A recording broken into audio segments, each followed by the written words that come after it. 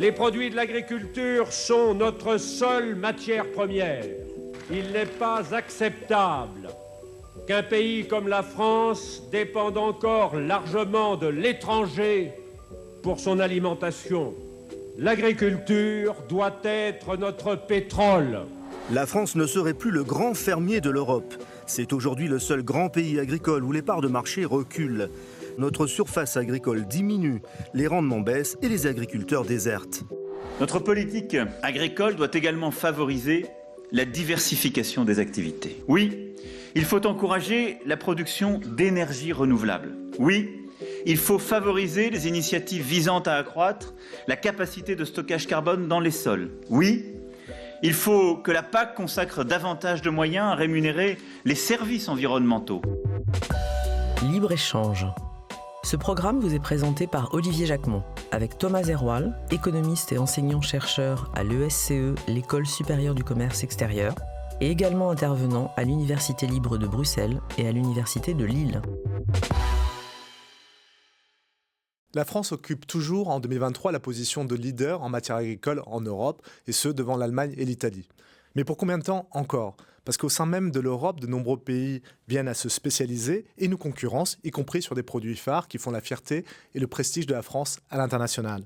Notre modèle agricole français est-il en danger ? Est-il à bout de souffle ? Est-il possible d'évoluer vers un modèle moins spécialisé, plus local et plus responsable ? Et quel en serait le prix à payer à la fois pour les consommateurs et pour les agriculteurs ? C'est de la pérennité et de la viabilité du modèle agricole français face à la concurrence européenne que nous souhaitons discuter aujourd'hui dans ce nouvel épisode de Libre-Échange. Bonjour Thomas. Bonjour Olivier. Thomas, avant de commencer, on peut peut-être t'expliquer quel est le modèle agricole français aujourd'hui. Alors oui, nous avons un modèle agricole français qui est productiviste, qui est un modèle qui est hérité du passé. Alors si je peux me permettre un rappel sur une longue période, on a assisté à 3 révolutions agricoles. Rassurez-vous, je ne vais pas remonter au néolithique. C'est dommage. Première révolution qui s'est développée en Italie au XVIe siècle et puis en Angleterre au XVIIIe. Alors que s'est-il passé ? Avant cette révolution, au Moyen-Âge, nous avions un assolement qui était biennal. Donc pour mémoire, culture d'hiver et jachère. S'est développé peu à peu un assolement triennal, culture d'hiver, culture de printemps et jachère. La révolution arrive et on passe à un assolement quadriennal. Donc c'est une culture d'hiver plus une légumineuse et une culture de printemps plus une légumineuse. D'accord. Alors ça a 2 conséquences importantes. Première conséquence, sur le taux d'occupation des sols qui va augmenter puisqu'on enlève la jachère. Deuxième conséquence, ça aurait pu poser un problème pour nourrir le bétail, étant donné que le bétail était pendant les temps de jachère dans les prairies. Bon, ça ne pose pas de problème non plus sur ce système, ce nouveau système, cette révolution, puisqu'on a introduit, comme je le dis, une légumineuse. Donc la nourriture du bétail va être plus riche. D'accord, et ça c'était pour la première révolution. Absolument. On a une deuxième révolution qui se joue principalement début 20e, mais encore plus fortement après la Seconde Guerre mondiale, où on assiste à véritablement une augmentation de la production pour nourrir un nombre de plus en plus important d'habitants. Il faut comprendre qu'à l'époque, on avait environ 33% dans les années 50-60 de la population qui vivait encore en insécurité alimentaire. Aujourd'hui, c'est 11%. Donc on a simplement augmenté les cadences, on a spécialisé, on a aussi mécanisé, standardisé la qualité et évidemment fertilisé les sols. Ouais. Et ça a fonctionné très bien. Donc on a un modèle qui a réussi à générer des productivités énormes. Et aujourd'hui, on en est où ? Alors, le troisième modèle, qui cohabite toujours avec ce modèle productiviste, c'est un modèle qui est basé d'abord sur des avancées scientifiques d'un côté et des avancées technologiques de l'autre. Grosso modo, nous avons d'un côté innové avec des innovations génomiques et innové avec des innovations numériques. Donc ça donne au niveau des génomiques les OGM, évidemment les fameux OGM. Et du côté numérique, on a tout un tas d'outils qui viennent faciliter et compléter le travail et le métier d'agriculteur. Alors si j'associe la deuxième révolution et la troisième, on a un mécanisme qui serait une combinaison de standardisation, mécanisation et chimisation. Alors oui Olivier, ça entraîne une concentration des exploitations avec 2 conséquences très lisibles. Première conséquence, on a une idée de plus en plus précise sur l'évolution des tailles des exploitations agricoles françaises. Dans les années 70, la surface moyenne d'une exploitation était de 19 hectares. Aujourd'hui, elle est de 69 hectares. Ça, c'est la première tendance. La deuxième tendance, c'est qu'on assiste, en même temps que ces fermes qui vont grossir, à une diminution du nombre d'exploitations agricoles. Encore une fois, c'est vrai en Europe, parce qu'on constate que sur simplement les 15 dernières années, donc entre 2005 et 2020, pour être précis, on constate une diminution de 37% des fermes. Alors, à l'échelle française aussi, si je prends par exemple les exploitations céréalières, en 1988, on était à peu près 1 million d'exploitations. Aujourd'hui, c'est 2 fois moins. Alors la tendance est celle-ci, c'est des fermes de moins en moins nombreuses, mais elles sont de plus en plus volumineuses. Oui, et cette concentration se traduit aussi logiquement par une carte agricole française qui est de plus en plus lisible. Je peux vous donner simplement 3 exemples. Premier exemple, on produit des céréales et des grandes cultures dans le bassin parisien, dans le bassin aquitain et aussi dans des plaines d'Alsace. Deuxième exemple, on va plutôt trouver des élevages en montagne et en Bretagne. Et enfin, dernier exemple, on a une production qui est viticole et horticole, principalement dans le bassin méditerranéen. Il faut rajouter également que ces 3 grandes zones de production ont eu tendance pendant extrêmement longtemps à s'étendre sur le territoire français, même si cette tendance, pour être très précis, est un peu plus à la baisse ces dernières années. Mais on est quand même sur un modèle de spécialisation qui est loin d'être propre à la France, c'est une tendance qui est globale. D'un point de vue compétitif, comment la France s'en sort par rapport à ses concurrents européens, voire même ses concurrents mondiaux ? Oui, vous avez raison, Olivier. La France n'est pas le seul pays à avoir eu cette idée de spécialisation, cette stratégie. En fait, vous avez un indice qui s'appelle l'indice de spécialisation productive de l'agriculture, qui nous montre en Europe, par exemple, que seuls l'Allemagne et la Pologne voient cet indice baisser. Tous les autres pays se sont spécialisés encore et encore. Et fait commun également, cette spécialisation de tous les autres pays, c'est aussi basé sur la concentration comme nous. Donc je vais vous donner 2 autres exemples qui sont comparables en termes d'échelle, l'Europe d'un côté et les États-Unis de l'autre. Alors un, sur les surfaces moyennes, c'est 176 hectares aux US, c'est-à-dire 10 fois plus qu'en Europe. 2, sur le nombre d'exploitations, nous sommes à 2,1 millions d'exploitations agricoles aux US, c'est 5 fois moins qu'en Europe. Mais vous n'avez pas répondu pour autant à ma question. Comment s'en sort la France face à la concurrence ? Alors, je vais être un peu pessimiste. La France perd des parts de marché en Europe. On a un recul de 1 point sur les 15 dernières années. Alors, on reste leader européen avec 18% de parts de marché, certes, et on a des raisons quand même d'être fiers.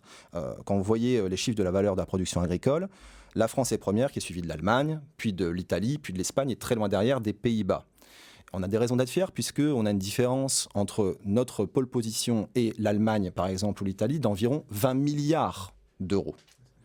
Donc c'est très important. Ça, c'est pour l'échelle européenne, mais au niveau mondial ? Alors au niveau mondial, on retrouve aussi la même tendance. Nous étions à la 2e place jusqu'en 1995.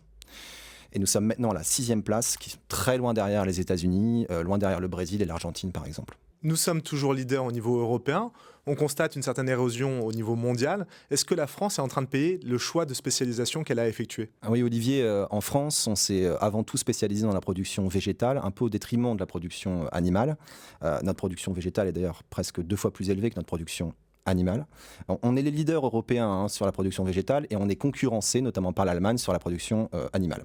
C'est curieux parce que moi, quand je pense à l'image de la France à l'extérieur, c'est d'abord un producteur de vin et de champagne. Alors vous avez raison, mais là vous posez une question supplémentaire qui n'est pas simplement de l'ordre de la production, mais de l'exportation. Ouais, d'accord. Et ça se vérifie dans les chiffres. On est très bon à l'exportation pour les vins et les spiritueux. Par exemple, on est à plus de 18% de part de marché au niveau mondial.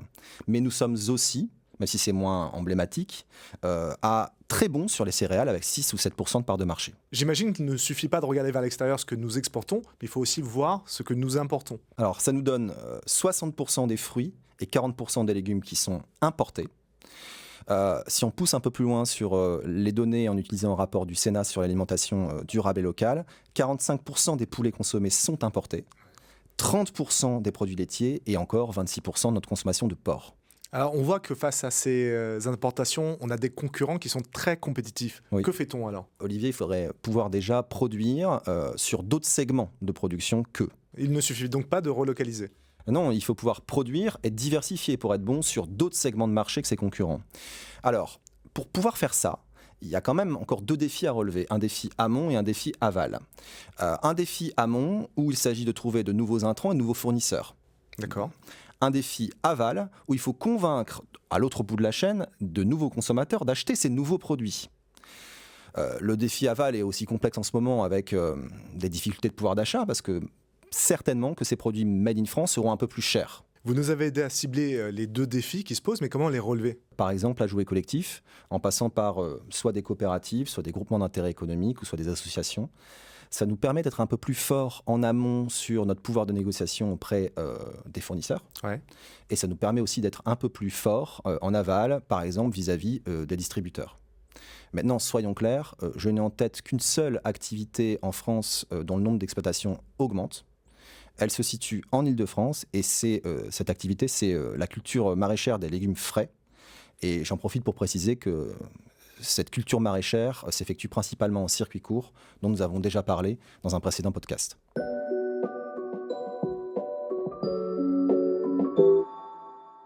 Thomas, avec la concentration des exploitations et la concurrence accrue, comment se porte l'emploi agricole en France aujourd'hui ? Alors, sans grande surprise, en 1955, on avait une population active agricole qui était de un peu plus de 6 millions d'individus. Aujourd'hui, nous sommes à peu près 670 000 emplois. Ouais. Donc on voit vraiment, et cela toutes catégories confondues, donc on voit vraiment une grande baisse. Alors si je prends maintenant une tendance un peu plus récente, sur le dernier recensement du ministère, en simplement 10 ans, entre 2010, Olivier, et 2020, le nombre de travailleurs agricoles a encore baissé de plus de 27%. C'est un exercice qu'on aime bien, c'est se livrer au portrait robot. Est-ce qu'on pourrait faire un portrait robot de notre agriculteur ? Oui, alors même si l'activité agricole est très diversifiée, on peut quand même retrouver des tendances assez fortes. Alors sans grande surprise, évidemment, première chose, il s'agit plutôt d'hommes. Deuxième point, c'est plutôt des hommes dont très peu sont en couple avec une personne qui partage le même métier. Et ça a dit quelque chose de l'évolution du modèle à la française qu'on appelle 2UTH. Alors, le dyslexique que je suis ne va pas vous remercier. Qu'est-ce que c'est que 2UTH ? Alors, UTH pour unité de travailleurs humains, soit en fait l'équivalent d'un temps plein, Olivier. Donc, quand on dit 2UTH, ça signifiait, notamment dans les années 50, qu'on essayait d'inciter les couples à travailler ensemble sur la ferme et évidemment aussi à favoriser la naissance d'enfants qui pourraient eux-mêmes reprendre l'activité agricole ensuite. Ce qui va nous poser une question aujourd'hui d'héritage ou de transmission du domaine et du patrimoine. Oui, et en plus, quand vous regardez les chiffres de la pyramide des âges, elles sont assez inquiétantes. Je vous les cite, les agriculteurs sont de plus en plus âgés. Un exploitant sur deux a plus de 55 ans, un quart a plus de 60 ans, Olivier. Et à partir de 2026, on aura 50% des chefs d'exploitation qui partiront à la retraite. Il faut ajouter aussi qu'on a de moins en moins de jeunes qui arrivent et enfin que plus de 10 000 chefs d'exploitation quittent leur travail, arrêtent l'agriculture avant 55 ans. D'où l'expression qu'on retrouve dans beaucoup d'ouvrages et beaucoup d'articles, une agriculture sans agriculteurs. Oui, malgré le succès d'une émission comme L'amour est dans le pré, on pourrait penser que c'est un métier qui attire de moins en moins. Alors, ça attire de moins en moins et on peut le comprendre parce que le métier est à la fois multiple, donc diversifié, il est pénible et il est aussi dangereux. Alors, il est multiple d'abord, puisque un même agriculteur peut cumuler différents métiers. Il peut être évidemment chef d'exploitation, il peut être co-exploitant, ou il peut être par exemple salarié d'une autre société, par exemple pour des hébergements à la ferme ou encore des formations. C'est le premier point. Ce métier est aussi un métier pénible, car vous travaillez avec du vivant.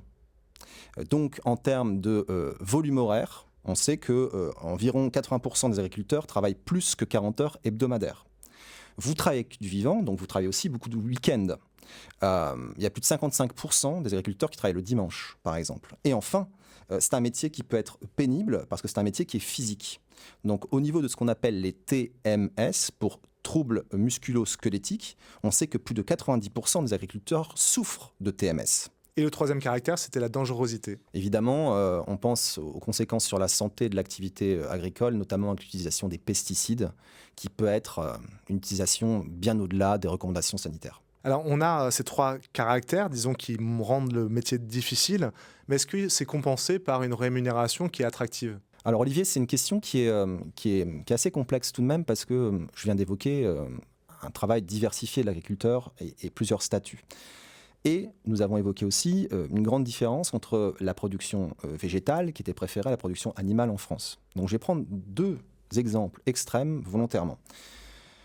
Déjà, rappelons qu'en moyenne, un agriculteur en France gagne un peu plus de 52 000 € par an. Ce qui n'est pas négligeable. Ce qui n'est pas négligeable du tout. Mais allons-y sur le végétal. Ce revenu est de 68 000 € pour le maraîchage et l'horticulture. D'accord. Côté animal, je peux prendre un autre exemple, il est de 38 000 € seulement pour la production de viande bovine. Il y a un écart sensible. Il y a un écart important. Et évidemment, comme toute moyenne, ça cache des disparités, mais là, elles sont quand même assez importantes. Alors, ce qu'on fait dans ces cas-là, c'est qu'on utilise une médiane et non plus une moyenne.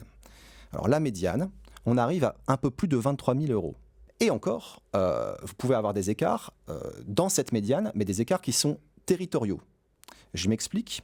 On constate de très grandes différences entre le revenu médian à Paris, qui est à un peu plus de 53 000 euros, et un revenu médian en Creuse ou en Lozère, qui est simplement à 17 000 euros.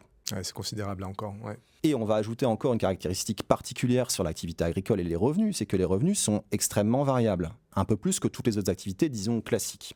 Votre revenu peut dépendre, 1, des prix alimentaires mondiaux, 2, des nouvelles normes qui peuvent vous contraindre à investir beaucoup, des nouvelles normes sanitaires ou phytosanitaires par exemple, 3, des nouveaux modes de consommation. On pense par exemple au végétarisme ou au véganisme, qui vont pousser une production plutôt qu'une autre. Et 4, bien entendu, la météo à court terme et les changements climatiques à moyen long terme. Et à ça, il faudrait ajouter aujourd'hui la question de l'inflation qui, on imagine, a un impact sur le prix. Olivier, si j'observe les comptes de l'agriculture en 2022, donc les comptes provisoires qui ont été publiés récemment en juillet 2023, on a une augmentation des prix agricoles d'un peu plus de 17%. Il faut vraiment essayer de comprendre tout de suite pourquoi. Il y a 3 grandes raisons. Première raison, la hausse des prix des intrants. On a plus de 20%. Deuxième raison, la hausse du prix de l'énergie. On est à plus de 40%. Et enfin, la hausse du prix des engrais qui est fixée avec celui du gaz, où on a une augmentation d'un peu moins de 80%. Alors dans ce contexte, qui va avoir envie de devenir agriculteur aujourd'hui ? Alors on assiste à, même si ce n'est pas suffisant pour compenser les défaillances dont j'ai parlé, la baisse, le déclin de l'emploi agricole, on assiste quand même à une nouvelle génération qui est différente, évidemment, des agriculteurs, disons, classiques. Une génération qui est en reconversion professionnelle principalement, qui veut trouver un autre sens dans sa vie et qui est un peu plus âgée. Plus diplômé. Qui est plus diplômé, bien sûr, et qui cherche, bien entendu, des conditions de vie différentes avec un meilleur équilibre entre la vie professionnelle et la vie personnelle.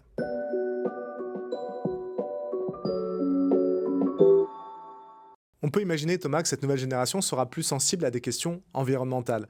Est-ce que c'est pas ça le calcul qu'il faut faire pour l'avenir ? Une agriculture qui mise davantage sur la durabilité plutôt que sur la productivité ? Olivier, pour répondre à votre question, il faudra déjà comprendre l'impact des exploitations agricoles sur l'environnement. Et pour ça, on peut le diviser de façon très schématique en 3 parties, l'amont, la production et l'aval. C'est le logisticien qui parle. Exactement, c'est le supply chain manager, l'enseignant qui revient, qui ressort en moi. En amont, on va essayer de comprendre l'impact des intrants sur l'environnement. En production, l'impact de la production agricole, bien entendu, sur l'environnement. Et enfin, en aval, à partir du moment où ça a été produit, comment est transformé le produit, comment il est emballé, comment il est distribué, comment il est transporté. Bon. Évidemment, ces trois niveaux de la chaîne, selon les secteurs, vous avez un impact qui est complètement différent. Bon, alors pour l'agriculture, c'est principalement la production, ce qu'on appelle la production primaire, qui pose problème sur l'environnement. Alors je m'explique, c'est à ce stade-là que se joue la majeure partie des émissions de gaz à effet de serre.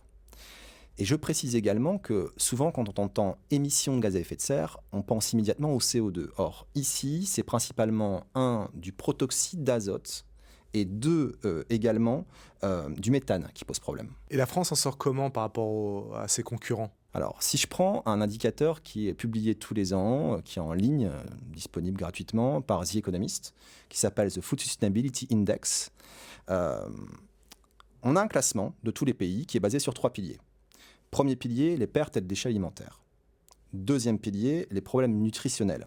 Alors, il faudrait peut-être songer à s'intéresser à ce sujet sur un prochain podcast éventuellement. Bon. On le met de côté pour l'instant. On le met de côté. Et troisième pilier, celui qui nous intéresse aujourd'hui, l'agriculture durable. Dans cette agriculture durable, on a des données extrêmement simples qui sont compilées, donc des chiffres, sur l'eau, l'air et la terre.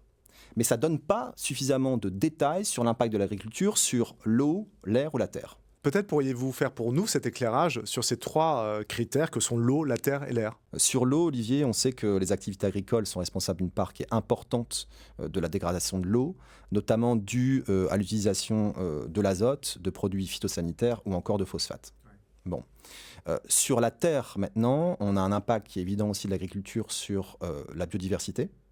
Et on a aussi un problème assez complexe de salinisation des sols.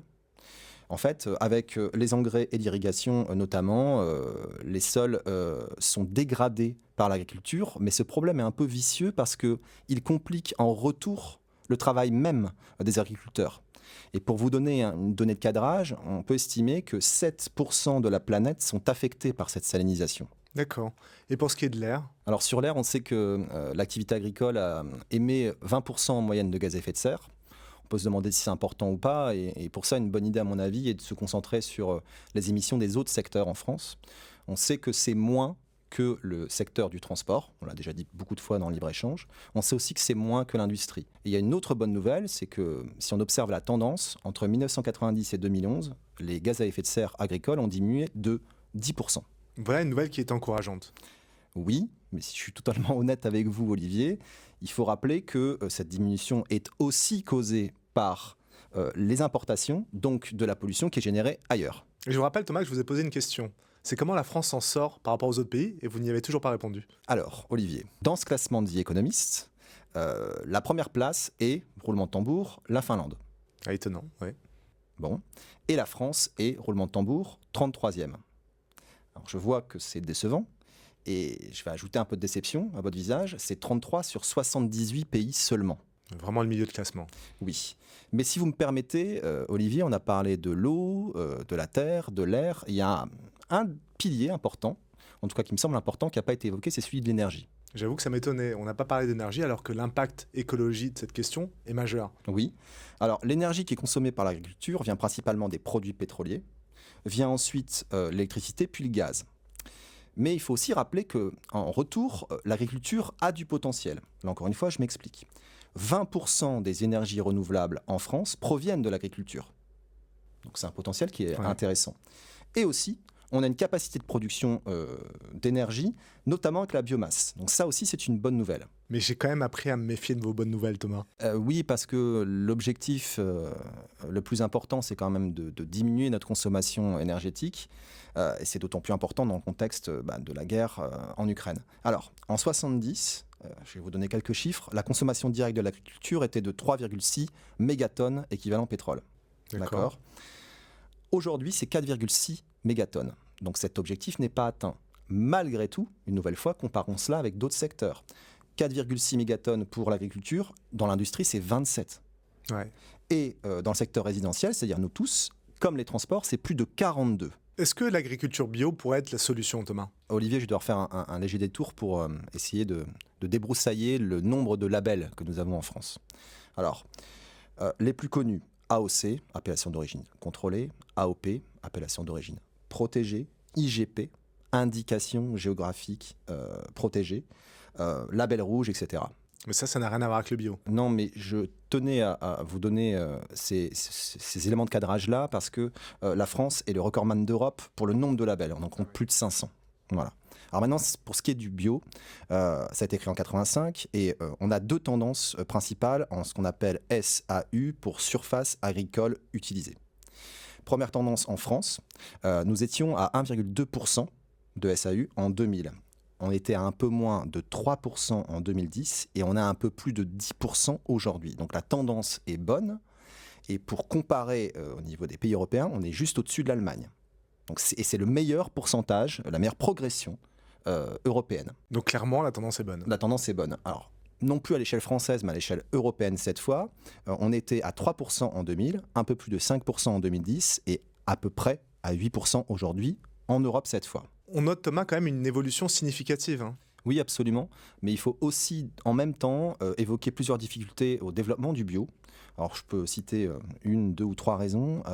La première, selon un rapport du Sénat en 2020, il existera un effet d'aubaine. Je m'explique. 60% des terres en bio ne serviraient pas à la production.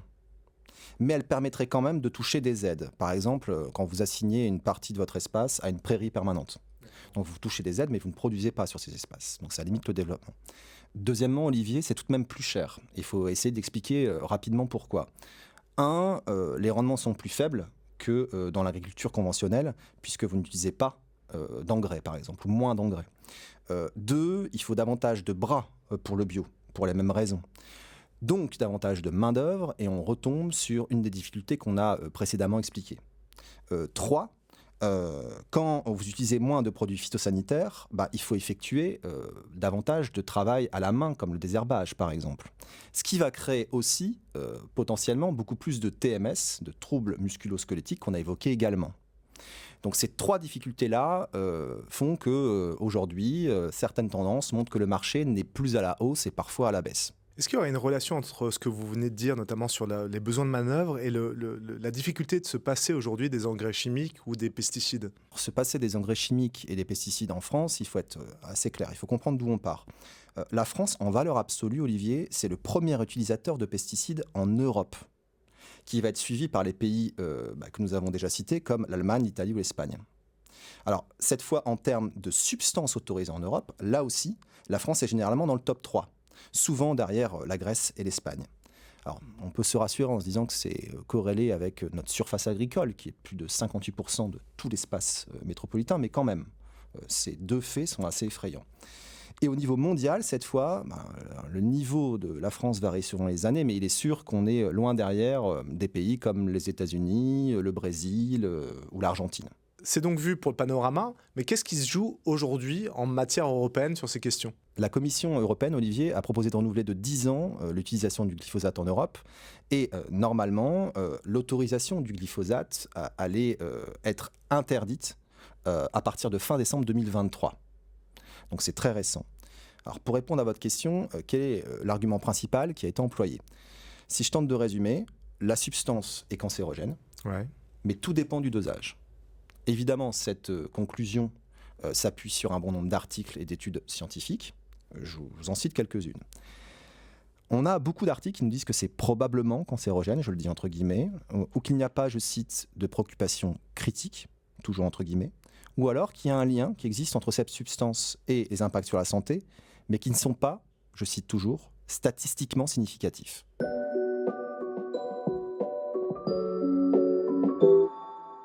On va tenter, Thomas, d'opérer une synthèse maintenant. On a bien compris que notre modèle agricole reposait sur la spécialisation de la production. Mais nous ne sommes pas les seuls et nos concurrents font de même. Oui. On a une nouvelle génération d'agriculteurs qui apparaît, ce qui est source d'espoir, mais qui ne compense pas complètement la fermeture des exploitations. Okay. On a également une activité qui est essentielle, mais qui est polluante. Et certes, le bio est là et peut peut-être compenser ses effets délétères. Néanmoins, elle nécessite une main-d'œuvre abondante et les prix sont souvent élevés. Absolument. Alors, j'en viens à la question consacrée dans Libre-Échange. Que peut-on faire ? Il faut, à minima, réintégrer deux acteurs dont on n'a pas parlé dans l'équation. Les institutions d'un côté et les consommateurs de l'autre. Côté institutions, on ne peut pas ne pas évoquer la PAC, pour politique agricole commune. Je rappelle que c'est en moyenne plus de 30% du budget de l'UE. Et je vais vous rappeler rapidement les 5 objectifs originels de la PAC. 1. Accroître la productivité. 2. Assurer un niveau de vie équitable à la population agricole. 3. Stabiliser les marchés. 4. Garantir la sécurité des approvisionnements. Et 5. Assurer des prix raisonnables dans les livraisons aux consommateurs. Donc, il y a un objectif qui était évident, dont on a parlé tout au long de cet échange, qui était de produire pour couvrir les besoins de la population. Et il n'y avait rien à l'origine sur l'environnement, ce qui est plutôt classique. Alors maintenant, la PAC a connu de nombreuses réformes. Je ne vais pas toutes les citer, je pense au Pacte vert pour l'Europe. Je pense aussi à un certain nombre de rapports ou de plans, Ecophyto 1, 2, etc. Et juste pour vous donner un exemple chiffré des objectifs politiques, l'ambition européenne pour 2030, c'est d'atteindre plus de 25% de surface agricole en bio. D'accord ? Alors dire que rien n'est fait est faux. Dire que c'est trop lent, c'est une évidence. Mais se demander, à mon avis, si ça suffira ou si ça sera remis en cause est, à mon avis, plus important. Alors, je vais vous lire pour cela, Olivier, le titre de 2 rapports de la Cour des comptes européenne. Le premier, un rapport spécial, donc 20 en 2021. La PAC et l'utilisation durable de l'eau dans l'agriculture, des fonds davantage susceptibles d'encourager à consommer plus qu'à consommer mieux. L'évocation du simple titre n'est pas très positif. J'enfonce le clou. Le deuxième rapport spécial 16 en 2021. Politique agricole commune et climat, la moitié des dépenses de l'UE liées au climat relèvent de la PAC, mais les émissions d'origine agricole ne diminuent pas. Alors ça, c'est pour les institutions, Oui. Mais pour le consommateur. Alors sur les consommateurs, il faut à court terme tenir compte du contexte et soutenir les consommateurs les plus pauvres. Et à moyen long terme, expliquer comment mieux se nourrir pour la planète et pour soi-même. Donc il faudra revoir nos modes et nos niveaux de consommation alimentaire. Je ne vais pas développer spécialement ce point ici, Olivier, mais je m'engage à travailler sur cette question si les auditeurs le souhaitent. Et je vous rappelle, Thomas, que vous êtes engagé aussi à développer la question de qualité nutritionnelle de la nourriture et l'agriculture. On laisse donc tout ça pour un prochain épisode de Libre-Échange. Merci plaisir. Thomas. Merci Olivier. Ce podcast vous a été proposé par l'ESCE, l'École supérieure du commerce extérieur, et l'IFG Executive Education.